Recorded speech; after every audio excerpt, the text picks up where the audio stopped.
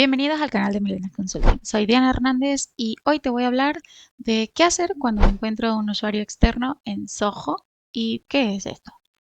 Vale, entonces, ¿qué puede suceder? Pues nada, básicamente que acceda a mi cuenta de One, te dé alta a un usuario, esta persona acceda a la invitación y ¿qué pasa?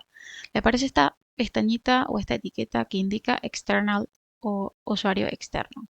¿Y qué significa esto? Pues básicamente que esta cuenta, esta dirección de correo electrónico ya está presente en otra organización de Zoho, ¿vale?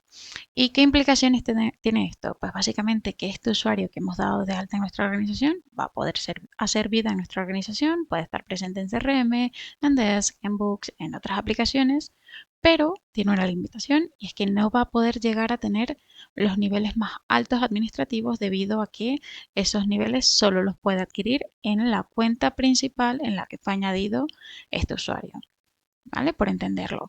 En concreto, Diana Hernández ha sido añadida primero en la cuenta número 1 y posteriormente la hemos invitado a esta cuenta test.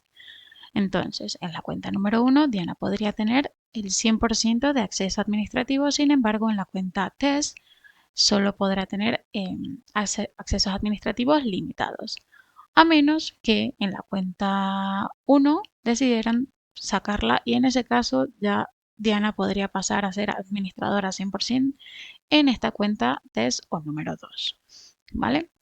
Si por lo que sea estamos dando de alta a un usuario y nos dice, oye, aparezco como externo, pero yo no estoy dado de alta en ninguna otra organización, lo que puede haber sucedido es que este usuario al cual le hemos dado de alta y aparece como externo, se haya creado una organización por sí mismo sin darse cuenta.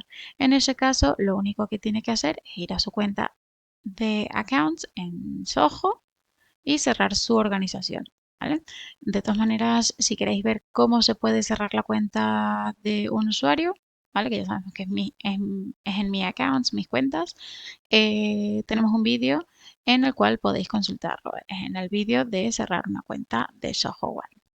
Si te ha gustado lo que has visto, suscríbete a nuestro canal y te dejo por aquí una lista para que puedas ver más vídeos de interés. Hasta la próxima.